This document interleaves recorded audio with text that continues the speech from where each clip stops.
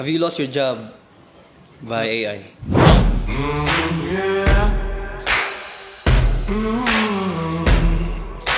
It's stealing on its core.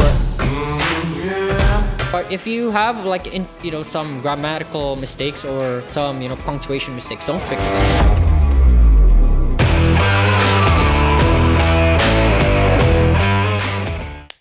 If you've been listening to Reasons to Greatness, please hit that like and subscribe button. This will help us, me and my team, to invite more speakers and give more valuable content in the future. Back to the episode.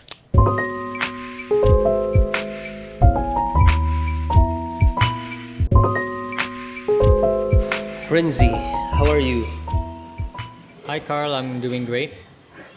Aside from my sleep hour right now, but I'm doing this for you and for everyone who's trying their best to survive in this AI-driven world. And I hope I could provide you the insight that would drive you to success. Okay, so what do you do for a living? So I'm a former graphic designer and brand strategist at Laser Target Digital, where I've worked with over 20 companies, helped shape their creative storytelling and their visual language. Today, I'm excited to share my perspective on what I think about what you should do with AI and what life was like without AI back then. Even though during those times there were AI, that was readily available for us, but we still weren't able to use it. And I hope that in your part of your life you could use AI to supplement your creativity and not go against it, because this is what the times are going in right now. And so I hope you could. Since you mentioned AI, and you're doing works before AI, so what's the difference of working with AI and not working with AI before? Are the companies saving more money when if ever they use AI, or are they wasting money? Okay, so there are very complex answers to that. I could not answer it straight. I could not answer it straight because of so many complexities that have to be navigated. So first and foremost, I would like to address the costs. It's not that much negligible to use AI to fund your company or use it for your workflow, because most of the times there are several controversies that already happened, that using AI was not that much expensive for big companies. But whereas if you're just working alone and you have no other team, I guess working with AI is the best option for you, cost wise.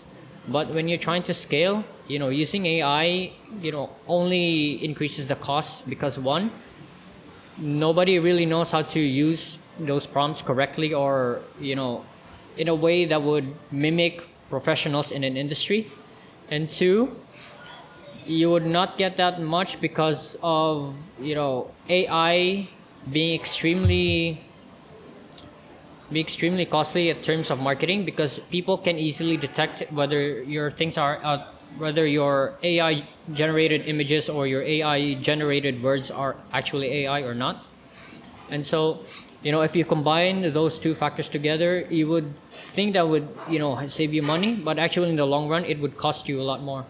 However, if you're just a single person working, doing all those tasks by yourself is a great addition to your workplace or workflow, because of one, you can use AI to streamline some of your workflow in order to get you moving into the best part of your work, so that you won't be doing the same thing over and over again, the most tedious parts where you need it to be automated the most, and you could focus more on your work that actually matters the most.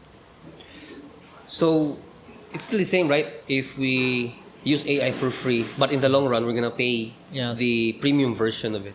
Not just the premium version, you're gonna pay all the consequences that comes along with it, because there are also very funny stories of companies that advertised using AI, but actually they were using outsourced people that pretended to be AI from India, and that was the strangest controversy, because they've advertised their company, using AI, but it turns out they were scamming people because they were using other people to do their work.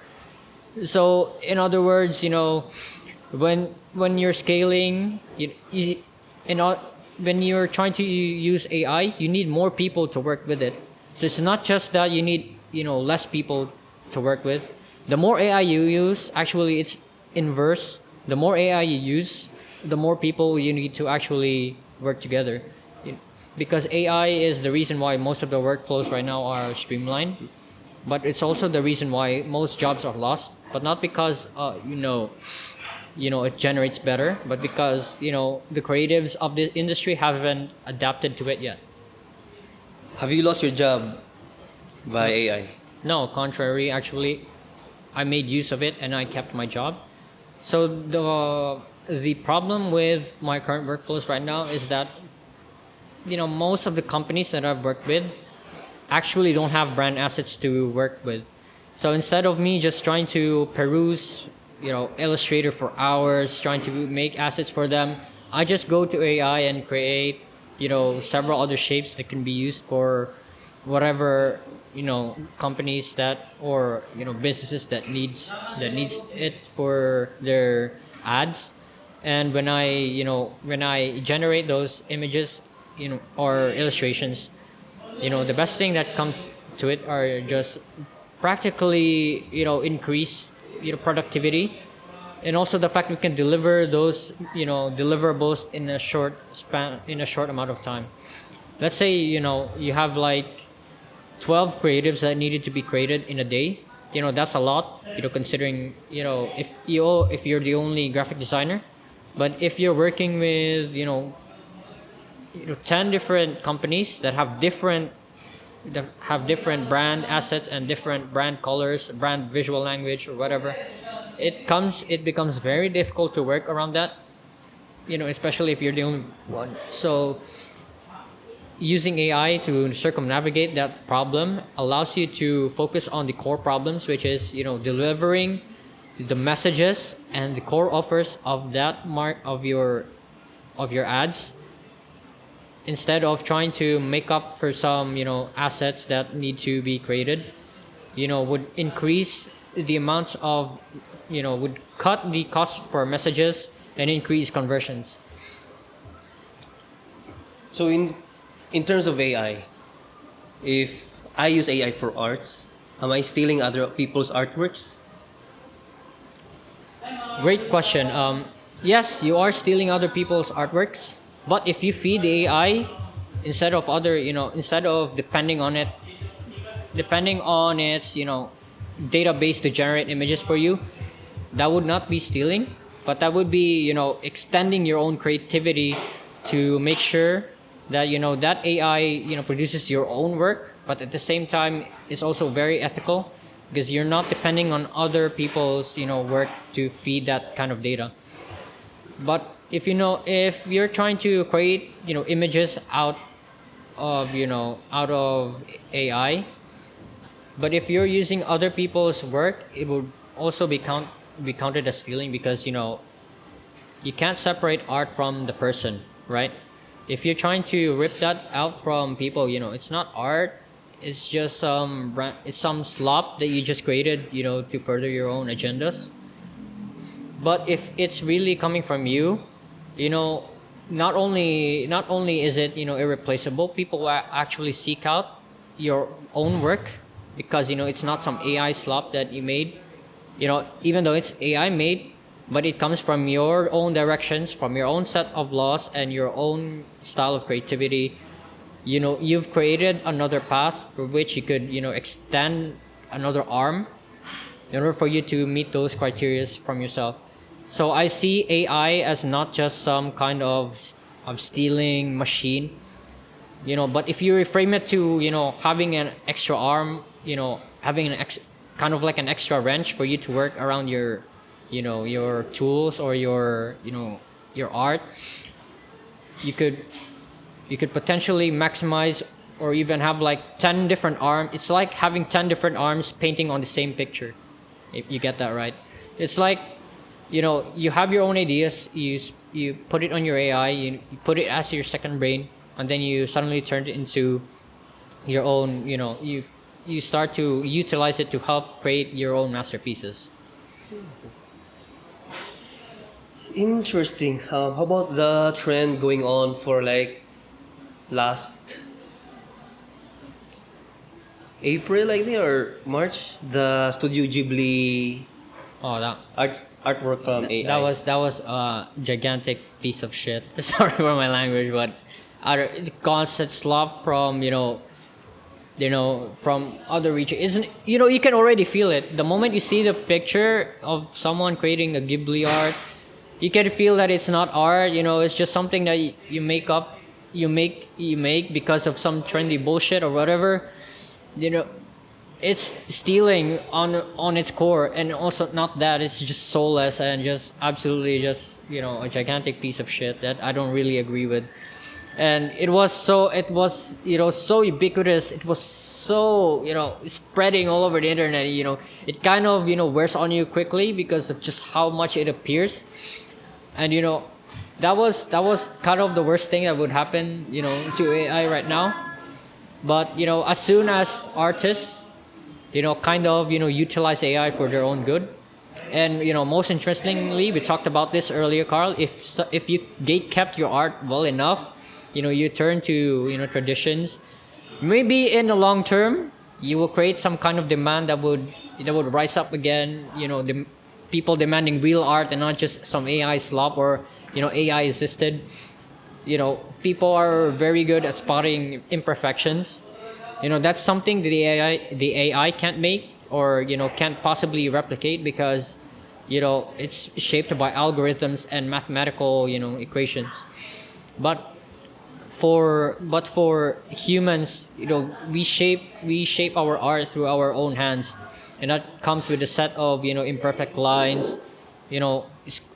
Something that would be replicated with just AI. But I'm also aware that AI right now has become terrifyingly close to replicating human art. I can agree to that. But you can also feel that it's kind of soulless. It doesn't lack that punch that a human has. It doesn't have that kind of childlike energy to it. Because art, when we tap into art, we tap into this childlike inner state of ours that can only be achieved through relaxed states and going into the flow of just creating your own art. And by doing so, you kind of create this distinction between AI and your own real art. And people are really good at spotting that. I can tell you people are the brain is just too good for pattern recognition. You can't fool it. So you mean that most AI works have no connection or no, it doesn't really connect us with each other. Yes, That's what you mean, right? And Yeah. most AI works have. I've seen a lot of AI works right now, like the content writings and everything is just AI. I mean, I'm asking you, do you know those SEO algorithm or thing? If I use AI to generate my content, will it go up in the algorithm or what do you think? It's a very funny way because if you use ChatGPT long enough, you could immediately tell whether if it's a ChatGPT or not. So if you spot something like this, it's not just blank, it's also blank. That kind of pattern. Let's just say it's not just art. It's Leonardo da Vinci revived. That's a very AI kind of writing style. Also the dashes. I mean, if you scroll enough in social media, you can spot these dashes really easily. AI really loves those dashes. I don't know why, but it thinks that it's kind of the way humans speak. You know, and adding this, it's not just about art. It's about Leonardo da Vinci revived kind of pattern. It could make sense that when you put this on SEO, people would immediately think yeah, it's some AI slop. I'm not gonna click that. So no, it doesn't really help you. But for the most part, if you take the time to teach AI to learn how you write, and replicate it, and remove those, stupid. It's not about, art. It's about that kind of repetitive chat GPT grammar. You could elevate your SEO to a different level. Also, for the most part, if you have like some grammatical mistakes or some punctuation mistakes, don't fix that. People can immediately tell that it's AI or not just by the grammar alone. We live in a world where AI tries to perfect something. You're a human. You're a human. You're not an AI. So you go something that is not perfect and is deliberately imperfect. Because here's the truth: if you deliberately make something imperfect, the human mind kind of counts it as perfect. You get what I'm saying? Like, it's like ikigai. It doesn't matter if it's perfect, as long as it's imperfect. It's considered beautiful. That's the core part of human art. Imperfection beats this AI perfection. AI will try hard, but the human will try harder. That's the human spirit. Can I have this second to thank our sponsors for this episode? Itaewon Class Cebu. If you are looking for Korean street food, go to Esplanade, Salinas Drive, Lahog, Cebu City. Now, when it comes to perfect, I'm glad I named this channel Reasons to Greatness. Yeah. SEO. Yeah, I know. SEO certified. I know people say it's wrong grammar. Well, yeah, that's make us human. And when you search it on YouTube and everywhere, that's the only thing that will appear. The reasons real to greatness. If you search reasons for greatness, there are a lot of categories will appear. Yeah, you'd even have some AI slapped into it. Yeah. When I search about reasons to greatness on TikTok automatically correct my grammar, reasons for greatness, and with all the definitions about my page. I was like, come on, TikTok, I don't need your AI thing. I know it's wrong grammar. Just keep it that way so that people can search it easily. Right. Now, Absolutely. I have something to ask you. What can you advise to the generations or the younger generation and the teens on their college years, their high school years? What can you advise to them about using AI? Okay, so I'm not just going to extend this to creatives. I'm also going to extend this to developers, copywriters, those who Journalists. yes, basically those Writers, who you need creativity to do their part. Developers need creativity, not just problem solving. Problem solving. Creativity is the crux of problem solving. Anything that involves that. So if you're trying to do AI, at least feed it from your own data. Don't try to disparage AI just because it's trying to replace you or someone else or a whole industry of professionals.